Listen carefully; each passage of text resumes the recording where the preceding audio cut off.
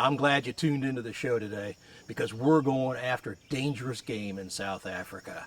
You know, you've got the big five, the dangerous seven. Today, we're going to focus on the Black Death.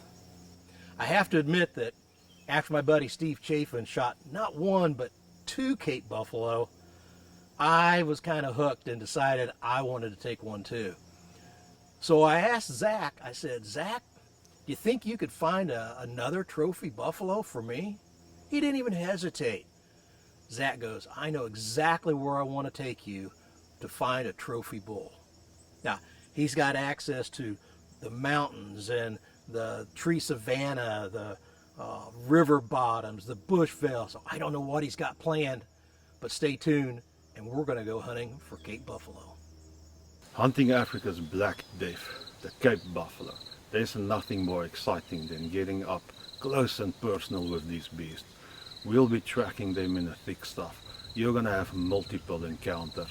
You're going to have buffalo sub 40 yards on a daily basis. And we're going to select your stunning old hog-bossed trophy that you've been dreaming of coming to Africa. We have been hunting these beasts all our life, and our experience translates into safety and trophy quality.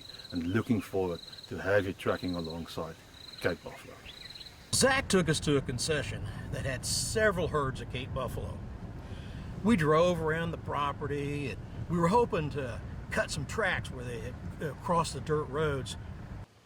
We even spent some time getting out, looking at water holes and checking for fresh sign, but we just weren't finding anything that exciting. But it always amazes me that how a good professional hunter can look at hundreds of different hoof prints and identify the species of animal. I mean, there are close to 60 different huntable species in South Africa. And it's amazing how similar all of those hoof prints look in the dirt and the mud. Back in the truck, and then out of the blue, 2 big buffalo actually ran across the road in front of us.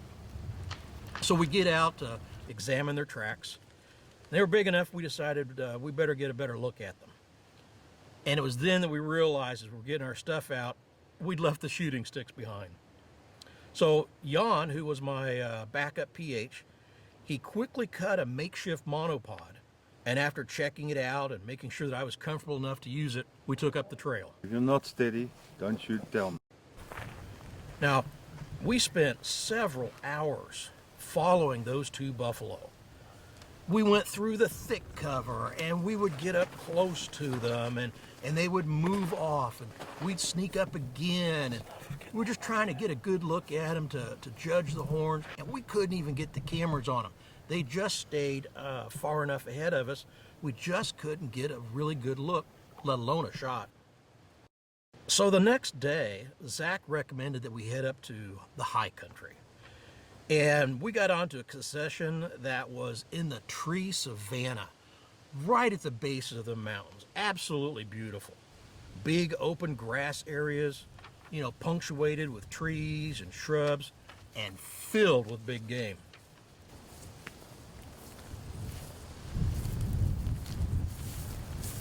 Well, we stalked several groups of buffalo, but it turned out that the openness often worked against us because it was a lot easier to see us as it was for us to see them.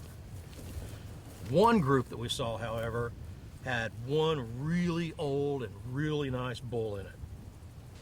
Well, we were looking them over and sizing them, and you know, Zach's he's scoring them in his head. He knows how many inches that they're going to be and how old they are. We want a hard boss. We want an old dagger boy. I mean, we want something that's just on the verge of getting kicked out of the herd.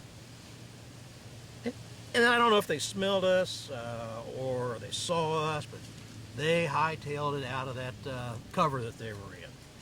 So we circled around downwind, and after coming out of the thick brush, there he was. He was with a small group of buffalo, probably the same ones that was in the brush, and there were zebras and wildebeest, and I'm telling you, it was game on. This segment is brought to you by our sponsors. MineLab Metal Detectors, delivering the world's best metal detecting technologies for treasure hunting and gold prospecting. Henry Repeating Arms, the leading lever-action firearms manufacturer in the USA. Okay, Joy, there's the buffalo that you want. He's on the left facing you, and he's a little bit quartering. Just hit him off center chest. Go ahead, take the shot. Watch him, it's the one closest. Wait for the other buffalo. Come. Come.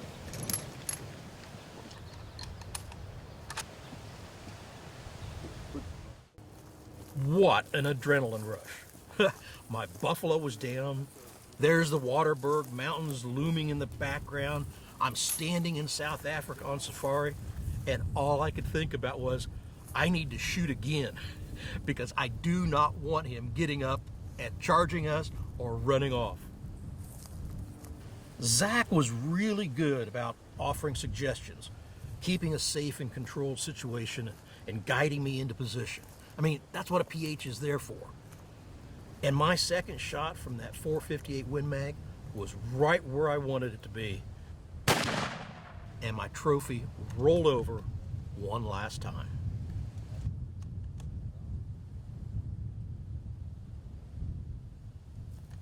Let's just give him, he's not done yet, but let's give him some time. Nicely done, Troy. Okay. Oh. Thank you. Yeah, nicely done. The beautiful old boss bull. Well done. Thank you. Nice soft.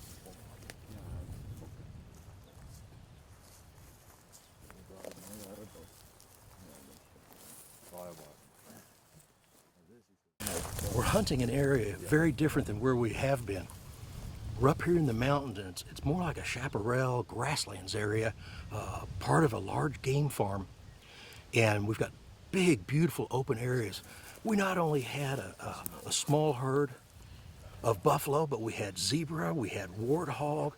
What an amazing thing to come upon and find out here just waiting for us. For all the hard work we've put in and the hours of stalking and days of driving, the hunt here is just a culmination of an exciting time on safari in South Africa.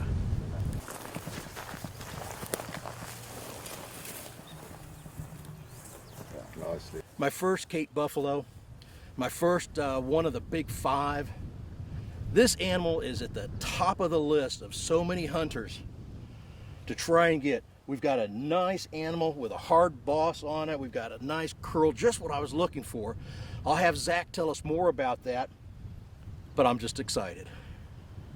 Yeah, Joy, so we've been talking about getting a beautiful old, hard-bossed, typical Daga type bull, what we get about, what we talk about Daga boys.